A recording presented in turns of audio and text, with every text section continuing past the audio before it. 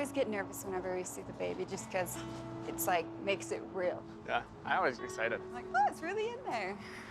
As much as I am happy to be pregnant and I love being a mother, I'm terrified. And I've been through a lot of crap in my life, so I feel like I can get through anything at this point. But I still get scared. Hi, how are you today? I'm good, how are you? Good, come on in.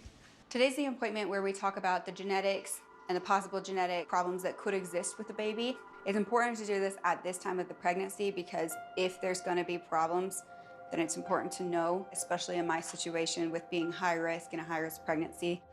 Hey. Hi there, how's it going? Good, Dr. Miller. Jessica. Good to meet you. Good to meet you both. Have a seat. Thank you. So one of the purposes of today's appointment is to determine if you are at increased risk of having a baby with genetic defects. So if it's okay, Todd, you said, right? Yes.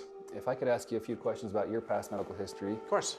There's so many different birth defects that run in the Kingston families. We've got people with Down syndrome, cerebral palsy, kidney problems, heart problems. Well, let's turn to you, Jessica, and let's talk about your past family history. Any relatives you can think of that were born with congenital problems, chromosomal problems, birth defects? Problem is there's like everything, but there's just so many people. There's like my dad. So in my biological family, I have like 180 plus siblings.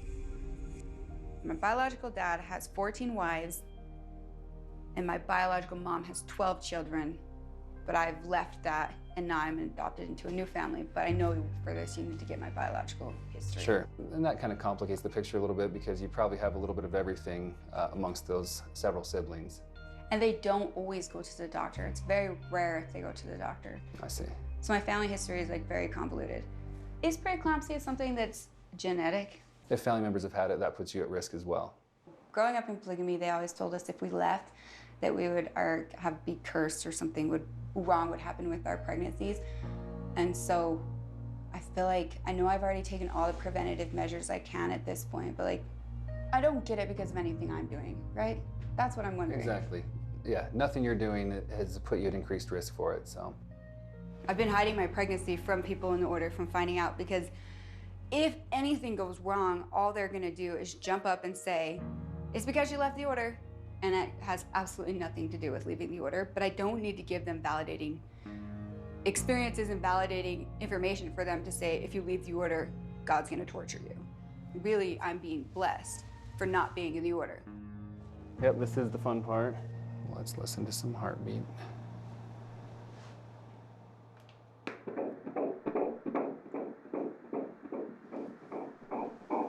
That's always a nice sound, isn't it? Always. I think about my biological mother, Heidi, and her pregnancies. My mom has 12 children, and not once have I ever seen her go to the doctor to get medical care for her pregnancies. And every single one of her children were born at home. I remember the birth of the last 6 of her children. It kind of felt like us kids and Heidi against the world. And then Down show up, but then he'd pop back out. Like he'd show up, play house for a day, and then leave. Me having Todd and me having a husband that actually is attentive and there, I didn't even know what a good husband would bring to my life. But I look at her life and I think she just doesn't quite know what she's missing.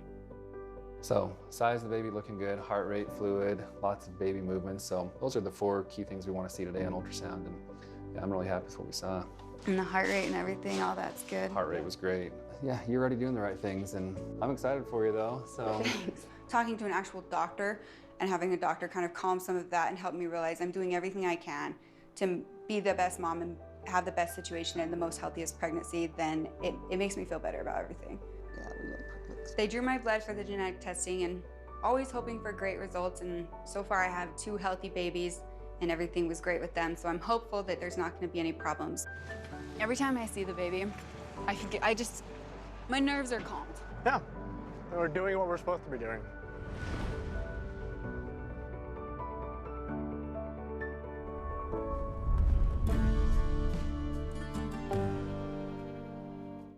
So I have 2 wives. Amber is 29 years old, and Shelby, who's 24. Amber and Shelby are sisters, and they are 5 years apart.